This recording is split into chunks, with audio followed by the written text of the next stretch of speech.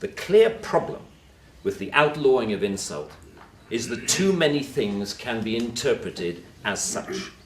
Criticism is easily construed as insult by certain parties. Ridicule easily construed as insult. Sarcasm, unfavourable comparison, merely stating an alternative point of view to the orthodoxy can be interpreted as insult. And because so many things can be interpreted as insult, it is hardly surprising that so many things have been, as the examples I talked about earlier show.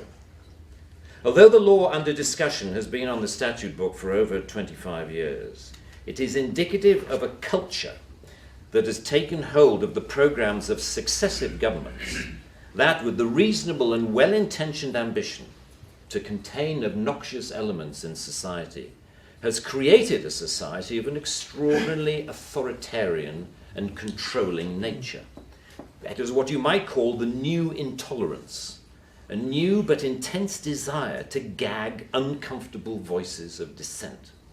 I am not intolerant, say many people, say many softly spoken, highly educated, liberal-minded people. I'm only intolerant of intolerance.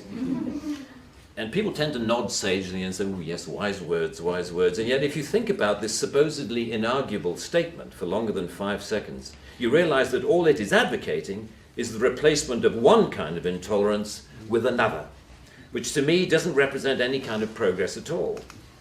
Underlying prejudices, injustices, or resentments are not addressed by arresting people. They are addressed by the issues being aired, argued, and dealt with, preferably outside the legal process.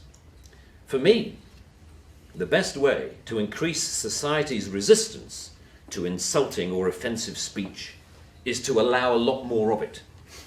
As with childhood diseases, you can better resist those germs to which you have been exposed.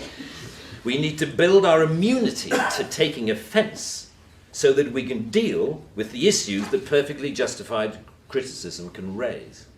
Our priority should be to deal with the message, not the messenger. As President Obama said in an address to the United Nations only a month or so ago, laudable efforts to restrict speech can become a tool to silence critics or oppress minorities.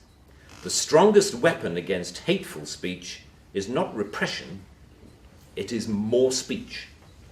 And that's the essence of my thesis, more speech.